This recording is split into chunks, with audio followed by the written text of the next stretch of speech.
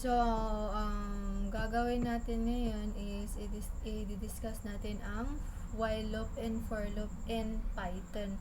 So, mag-type tayo ng variable na num here.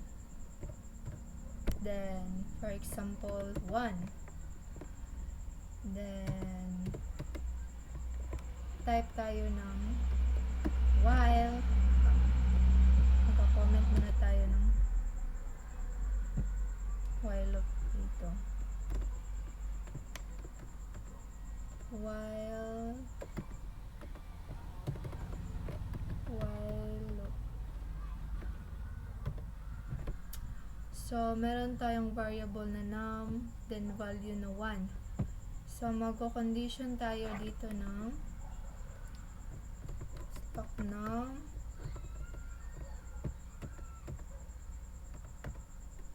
then less than equal,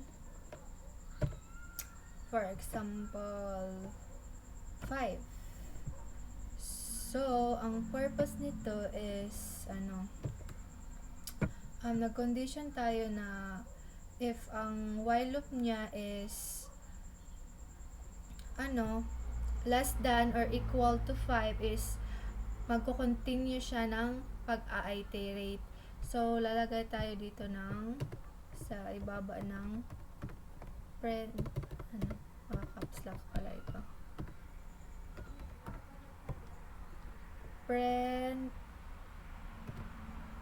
then caps lock na kasi yun yung variable natin sa ibabaw then close parenthesis, then again then maglalagay tayo kung ilang iteration lang ang mangyayari sa kanya.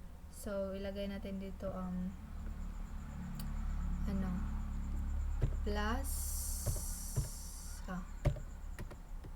plus equal 1.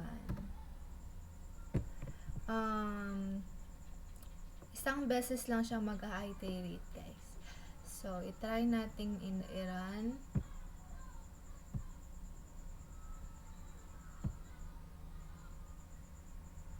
So, ganito ang mangyayari.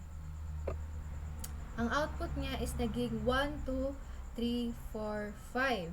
Kasi, nag-condition tayo dito na 5 lang siya. If less than 5 siya, is magko-continue siya ng pag-iterate. Pag sumobra na siya, is mag-stop na siya. So, yun yung output niya. Yan. Naglagay ako dito ng 1 para ang purpose niya is isang beses lang siyang mag-iterate. And next naman is for loop tayo.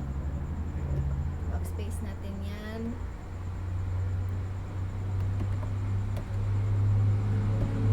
For loop. Then, okay. Ang ilagay natin dito is for example, names, then mag-a-apply tayo dito ng list, guys, yung ginawa natin kanina. So, yung squarely bracket, then, okay, for example, Oscar,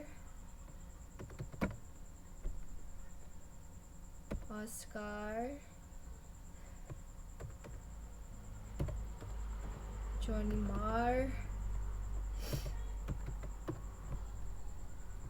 then nakalimutan ko,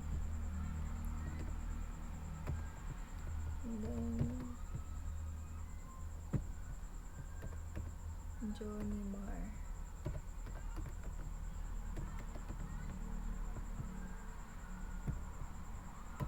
Then Jasper.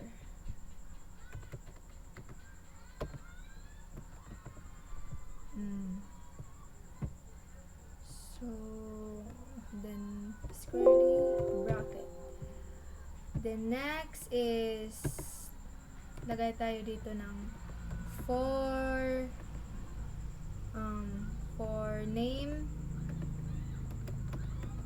names in for name in names, and then yung anong dalawang ano niya, print,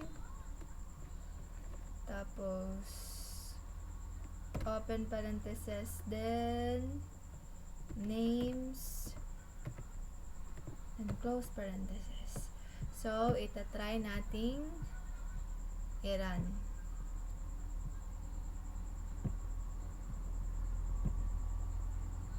So ito ang naging ano niya, naging output niya.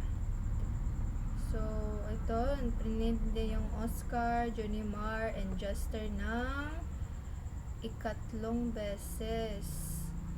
Yan ang for loop, guys.